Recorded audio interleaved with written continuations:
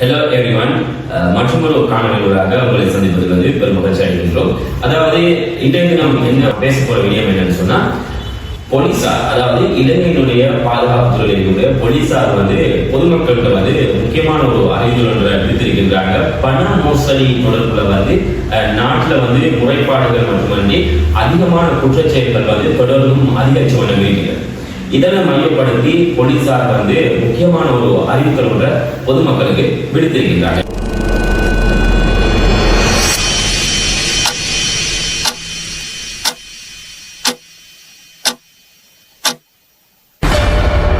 அதாவது நாட்டில எமது ஸ்ரீலங்கா, இலங்கை நாட்டில பொறுத்தவரையில போலீசார் மற்றும் அரச ஊழியர்கள், வங்கி ஊழியர்கள் அவர்களை போன்று ஒரு குழுவினர் பண மோசடி குழுவினர் அண்மை காலங்களாக பண மோசடி செய்யறதுக்கு மிகவும் உற்சாகத்தோட இந்த பண மோசடி நடவடிக்கையில ஈடுபட்டு வருவதாக எச்சரிக்கையோட விடுத்திருக்கின்றாங்க. மோசடி இலங்கை காவல்துறை குற்றப்புலனாய்வு பிரிவு, சிஐடி நீதி மோசடி விசாரணை பிரிவு அதிகாரிகள் என்றோ அல்லது வங்கி பிரதிநிதிகள் என்றோ தவறாக தங்களை அடையாளப்படுத்திக் கொண்டு பொதுமக்கள் அச்சுறுத்தி இந்த மோசடி குழு தயாராகி வருவதாக காவல்துறையினர் தெரிவித்திருக்கின்றாங்க.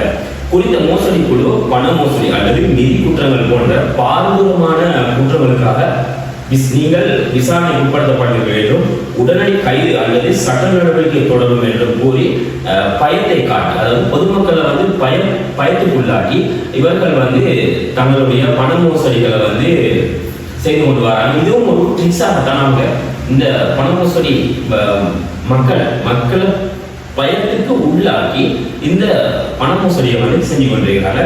அத்துடன் பாதிக்கப்பட்டவரின் பெயர், தேசிய அடையாள அட்டை, இலக்கம் அல்லது அந்நிய பரிவர்த்தனைகள் போன்ற பகுதிகளுடன் தனிப்பட்ட விவரங்களை அடிக்கடி குறிப்பிடுவார்கள். எனவும் விசாரணை இரகசியமானது என்ற போர்வையில் குடும்ப உறுப்பினர்கள் உட்பட யாரிடமும் இந்த விடயத்தை பேசக்கூடாது, அவங்களுக்கு தெரிவிக்கக்கூடாது என்று இந்த விடயத்தை பற்றி பேச வேண்டாம் என்று அறிவுறுத்துவார்கள் என்று போலீசார் பொதுமக்கள் குறிப்பிட்டிருக்கின்றார்கள். மேலும் விசாரணை சரிபார்ப்பு அல்லது தற்காலிக அரசாங்க கணக்கு போன்ற காரணங்களை கூறி குறிப்பிட்ட கணக்குகளுக்கு பணத்தை வைப்பு செய்யுமாறு அழுத்தம் கொடுப்பதாகவும், பின் நம்பர், ஓடிபி கணக்கு, இலக்கங்கள் போன்ற இரகசிய வங்கி தகவல்களை வெளியிடையும் கோருவார்கள். இந்த நிலையில எந்த ஒரு காவல்துறை அதிகாரியும் அல்லது அரசு நிறுவனமோ தொலைபேசியில பணம், வங்கி விவரங்கள் அல்லது ரகசிய தனிப்பட்ட தகவல்களை ஒருபோதும் கோர மாட்டார்கள் என்று இலங்கை காவல்துறை வலியுறுத்தி வருகின்றது.